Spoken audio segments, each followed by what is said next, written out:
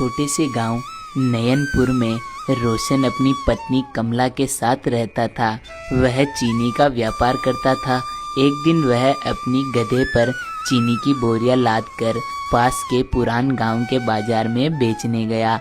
वह जोर जोर से आवाज लगा रहा था, चीनी ले लो चीनी, मीठी और शुद्ध चीनी, चीनी वाला आया।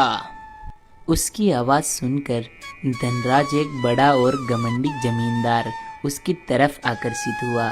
धनराज ने मन ही मन सोचा, यह लड़का कितना भोला लग रहा है। इसकी शक्ल से ही पता चल रहा है कि इसे आसानी से ठगा जा सकता है।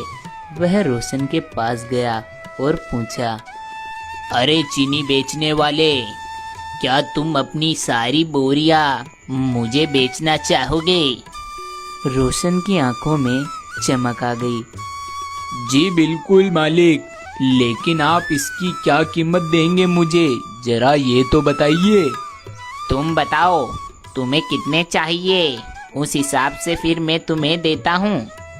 अरे मालिक, आप 4 सोने के सिक्के दे दीजिए मुझे, बस इतना काफ़ी होगा मेरे लिए। अरे सौदा तो बहुत महंगा है, लेकिन। क्या मालिक, क्या लेकिन, जरा आगे तो बताइए। मैं सारी बोरियां उसी हालत में खरीदूंगा जिस हालत में वे अभी हैं। जी मालिक, मुझे यह शर्त मंजूर है। चलिए, और ये आप सारी बोरियां खरीदने की तैयारी कीजिए।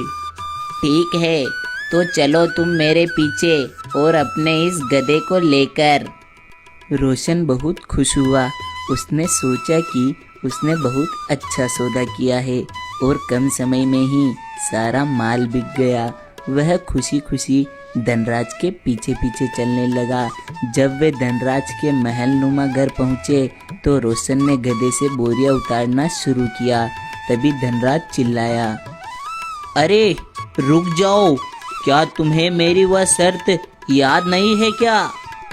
अरे कैसी शर्त मालिक, आप कौन सी शर्त की बात कर रहे हो? मैंने कहा था कि मैं तुम्हारी बोरियां उसी हालत में खरीदूंगा जिस हालत में वह थी, और तुम्हारी बोरियां तुम्हारे गधे पर थी। इसका मतलब है कि तुमने चीनी के साथ साथ अपना गधा भी मुझे बेच दिया है। धनराज की बात सुनकर रोशन के पैरों तले जमीन खिसक गई। अरे मालिक, यह अन्याय है। यह मेरा गधा है जिसके बिना मैं कुछ नहीं कर सकता।